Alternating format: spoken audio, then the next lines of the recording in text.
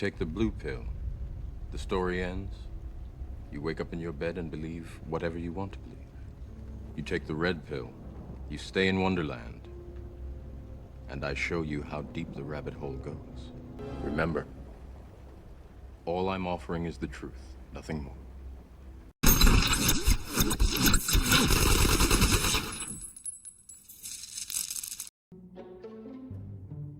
You know, 53% of marriages end in divorce in New York State. So if I said to you there's a 53% chance that when you walk out the front door today, you're going to get hit in the head with a bowling ball, you would either stay inside or at a minimum you would wear a helmet. You know, you buy a house, they make you fill out 50 forms explaining that you understand the lead paint disclosures, you understand the loan, you understand everything. You get married, you don't even get a pamphlet. You don't even get a piece of paper. Pay attention to that line there, fellas. So he's saying when you get married, you don't get any warnings. You don't get to fill, you don't get these things that, like he said, you buy a house, you get the lead paint warnings. You get a lot of heads up. The marriages, unfortunately, it's a freestyle thing, We don't get any heads up.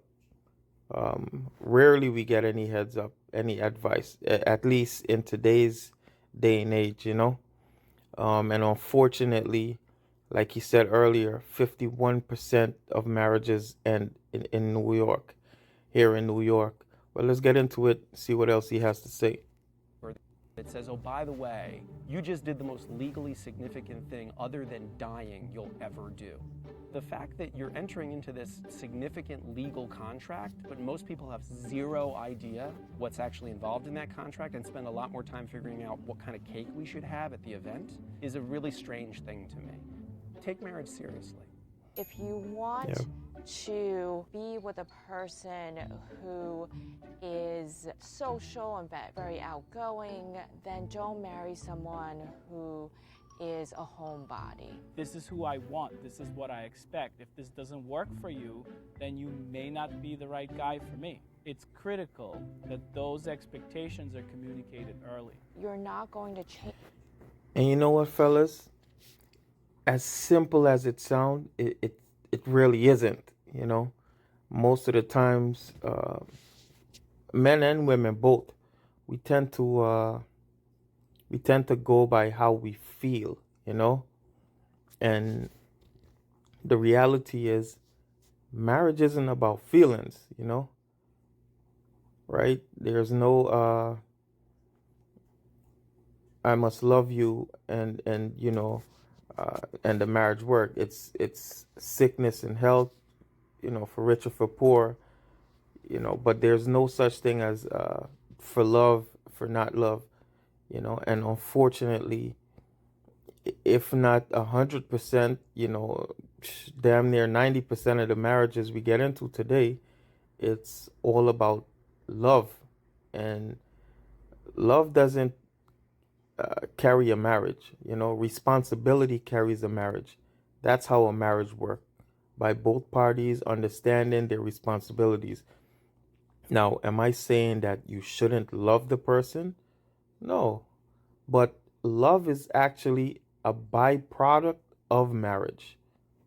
Anyways, let's get into it. Let's see what they have to say. Change all that much just because you're getting married. And the person that you're marrying is most probably not going to change all that much either. I always tell clients, you divorce the person you were married to. And because clients come in and they'll say, in this shocked way, say like, I can't believe he's being so vindictive. And I'll say, well, what was he like during the marriage? And they say, well, he was vindictive. I can't believe he's nickel and diming me on all the finances. And you say, well, what was he like with money during the marriage? And they say, well, he was the kind of person that would nickel and dime everybody. Okay. Well, you see, so it is what it is. A lot of the times we see the red flags, not just in marriage, but in relationships. We see the red flags. We know the red flags are there. But what we do, we look past it because we're so caught up in love. And unfortunately, this is what leads to a lot of bad endings. We need to wake up.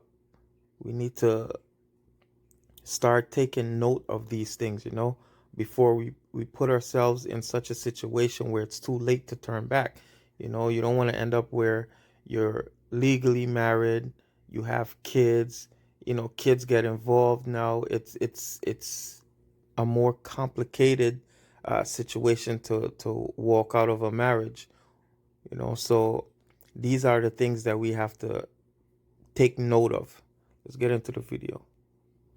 Why would you think you'd be different during the divorce? I think one of the most important conversations you need to have with your partner before getting married is about your finances. Doing a prenup forces the couple to have a conversation with a prenuptial agreement. There is And fellas, I want you to understand something. We may enter this relationship and, you know, yes, we may ask the woman for marriage, but unfortunately, many women, a large percentage of women, they look at prenuptial agreements as a negative thing. You know, they look at it as, oh, you don't trust me. That's the first thing they say. You don't trust me. Oh, is it that the marriage isn't going to last? Is that why we have to have a prenup? They don't understand that we get our value by earning it. You know, our value don't just come to us, you know. Women, they're born with their value. You know, their beauty, their youth, their ability to be, you know, feminine, soft. We don't have these things. We have to work to get our value, right? Provide and protect, right? A man have to work to get, you know, his wealth. So these are things that as men we should protect, and we shouldn't let no one, your mother, your father, we shouldn't let no one tell us that we shouldn't do a prenuptial agreement after you have worked so hard, you know, 10, 20 years, however long, to achieve what you have to achieve, just for someone to come into your life, and when they leave with half of it. It's not a fair thing, man. Protect yourself, fellas. Let's get into it. mandatory financial disclosure. Most people are out there making their own money, and by the time they get married, they have their own bank accounts and, student loans or credit card debts. And those are all sort of important things to know about the person that you're going to marry. I think what a lot of us are looking for in someone to date is very different than what we're looking for in someone to marry. I've had so many clients who, for example, they're And that's a true thing. Fellas, we already know that. There's a lot of ladies out here that we would have a good time with, temporary. We would make them a girlfriend, but the reality is they're not wife material. Even if they feel like they're wife material, as men, we already know we're not gonna marry that. Yes, we'll have a relationship. Yes, there's gonna be feelings probably, but we already know who we'll marry and who we won't marry. Let's get into it. boyfriend or girlfriend has a job that is so cool to have a boyfriend or girlfriend doing. A musician, a chef. There's something very exciting about dating someone in that position. But think about what it's going to be like to be married to someone in that position. A chef who works really long hours late into the night. A person who travels for business and is on the road, 45 weeks of the year. What makes for a good boyfriend or girlfriend and what makes for a good spouse or partner, especially if you want to have kids, is a tremendously different thing much of the time.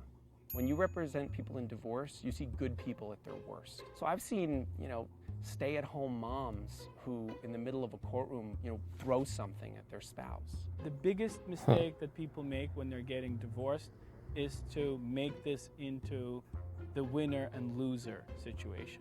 They get so caught up into standing their ground that they lose focus of what really matters and the collateral damage that's happening around them.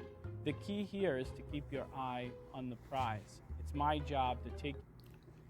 And just to add to that, unfortunately, kids are always being used as pawns. We already know that these courts, they're not in the favor of men. They're not here looking out for men's best interests, right? Look at the percentage of men who gets, time with their children after a divorce happens, even though it's the woman's fault. When it's the woman's fault, the man still loses the kids. So kids are one of those things that are being used as pawns when a divorce happens, and it's a very unfortunate situation. But this is the reality of it, guys. Let's get into it. Hand and walk you through this path, which is very scary, but the goal is to get to the other side, not to get stuck in the middle. I don't think that you have as much drama, unpredictable day-to-day experiences that you have in divorce and family law. Being a divorce lawyer has helped me figure out in my own marriage what I'm fighting for and what I really don't want to lose. I've been a divorce lawyer for 17 years. I still get teary-eyed at weddings. If I was to say to people, what they should try to hold on to is that sense of being this other person's cheerleader and being connected to them.